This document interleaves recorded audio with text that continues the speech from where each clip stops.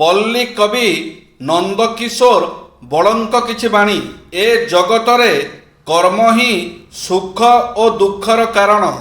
ନିଜ କର୍ମ ଅନୁସାରେ ପ୍ରାଣୀ ନିଜର ଭଲ ମନ୍ଦ ଫଳ ଭୋଗ କରିଥାଏ। ସୁଖ ପରେ ଦୁଃଖ ଏବଂ ଦୁଃଖ ପରେ ସୁଖ ଲାଗି ରହିଛି। କେହି ଜଣେ ହେଲେ ସଦା ସୁଖୀ ରହିପାରେ ନାହିଁ।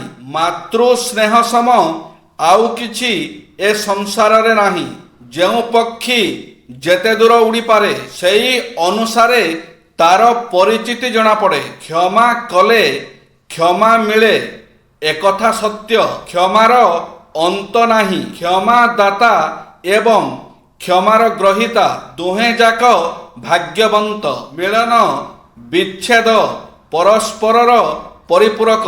ବିରହ ପରେ ମିଳନର ସ୍ୱାଦ ଅଧିକ ମଧୁର ହୋଇଥାଏ।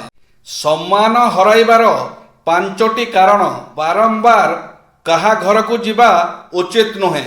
ଜୀବନ ସାଥୀଠାରୁ ଅଧିକ ସମୟ ଦୂରରେ ରହିବା ଉଚିତ ନୁହେଁ। ସମ୍ମାନ ମାଗନ୍ତୁ ନାହିଁ, ବରଂ କାମ ଏମିତି କରନ୍ତୁ ଯେମିତି ସମ୍ମାନ ଖୋଜିକି ଆପଣଙ୍କ ପାଖକୁ ଆସିବ।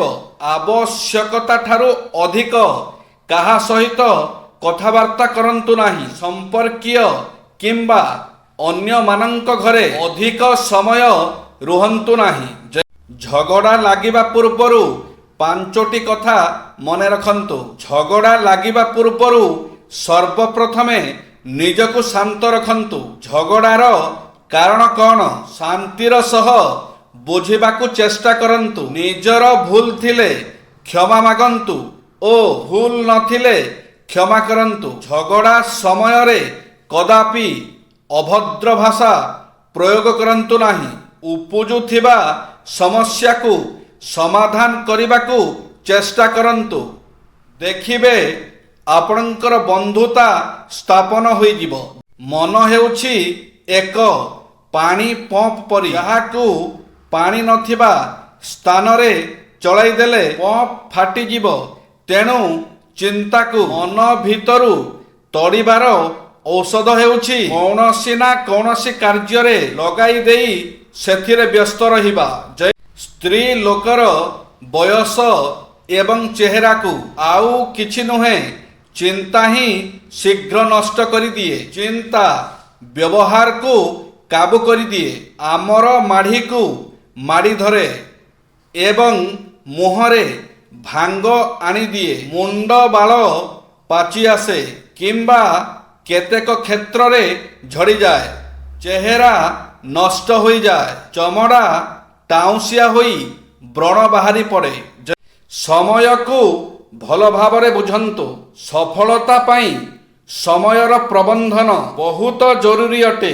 ବିଦ୍ୟାର୍ଥୀମାନେ ପାଠପଢ଼ା ସଙ୍ଗେ ସଙ୍ଗେ ଅନ୍ୟ କାମ ପାଇଁ ବି ସମୟ ନିର୍ଦ୍ଧାରିତ କରିବା ଦରକାର। ପଢ଼ା ସଙ୍ଗେ ସଙ୍ଗେ କାମ ପାଇଁ ଏକ ତାଲିକା ପ୍ରସ୍ତୁତ କରିନେବା ଆବଶ୍ୟକ।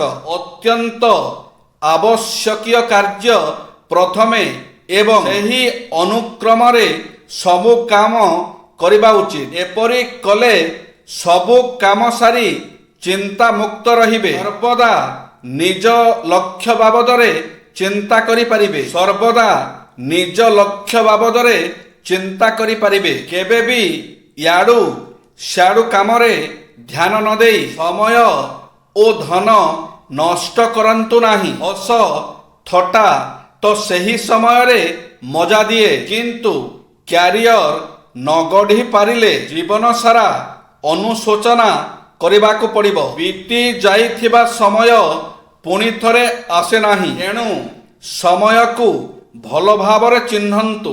ବ୍ୟକ୍ତି ଯଦି କହେ କି ସେ ସର୍ବଦା ଜିତିଛି, ଏହା ନିଶ୍ଚିତ ଯେ ସେ ମିଛ କହୁଛି।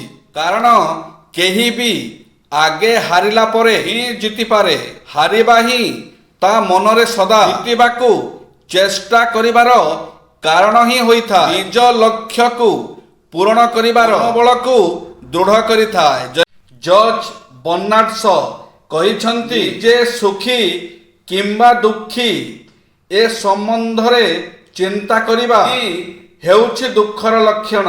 କାମ କରି ଯାଆନ୍ତୁ, ଫଳାଫଳ ପାଇଁ ଚିନ୍ତା କରନ୍ତୁ ନାହିଁ। ତାଦ୍ୱାରା ରକ୍ତ ସଞ୍ଚାଳନ ଠିକ୍ ହୋଇ ମସ୍ତିଷ୍କ ସୁସ୍ଥ ରହିବ ଏବଂ ଘଣ୍ଟା ଭଳି ସଠିକ୍ ଭାବରେ କାର୍ଯ୍ୟ କରି ଚାଲିବ। ଚିନ୍ତା ମନ ଭିତରୁ ତଡ଼ି ହୋଇଯିବ। ନିଜକୁ କାର୍ଯ୍ୟବ୍ୟସ୍ତ ରଖନ୍ତୁ। ଏହା ହିଁ ହେଉଛି ଚିନ୍ତାକୁ ତଡ଼ିବାର ପୃଥିବୀର ଏକମାତ୍ର ଶସ୍ତା ଔଷଧ।